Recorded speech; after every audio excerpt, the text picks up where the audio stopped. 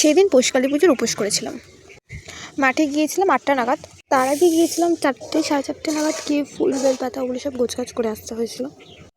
10:30 নাগাদ ঠাকুরমশাই এসেছিলো, আর ভোগ যে রান্না করেছে সে 8টা নাগাদ চলে এসেছিলো। সে আসলো দিয়ে 11টা নাগাদ পুজোতে বসলো। সে কী যে পুজো, শেষই হয় না, হয়েই যাচ্ছে। ঠান্ডাও পড়েছিল সেই দিন সত্যি। ওই ঠান্ডার মধ্যে নিজেকে পুরো প্যাক করে একদম ঠাকুরের সামনে বসে পড়েছিলাম আমি। দেখতে দেখতে আরতির সময় চলে এসছে। আরতি হয়েছিল 3টে নাগাদ, 3টে সাড়ে 3টে নাগাদ আরতি হয়েছিল। যাই হোক, দেখতে দেখতে আরতিটা হয়ে যাওয়ার পর অঞ্জলি হয়ে গেছে। অঞ্জলিটা দিয়ে ভীষণ আনন্দ পেয়েছি, বিকজ এতক্ষণ পুজো দিয়ে অঞ্জলি দেওয়ার পর প্রথমে মনে হচ্ছিল যে না অনেকক্ষণ হয়েছে। অঞ্জলি দেওয়ার পর সেটা একদমই মনে হচ্ছিল না। এই যে কি সুন্দর যজ্ঞের টিপটা পরে নিয়েছি দেখো।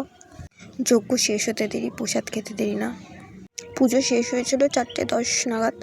বাড়ি পৌঁছে শুতে 4:30 বেজেছিল। পরের দিন আবার সকালে তাড়াতাড়ি উঠতে হতো। যাই হোক, পুরো দিনটাই আমার খুব ভালো কেটেছিল।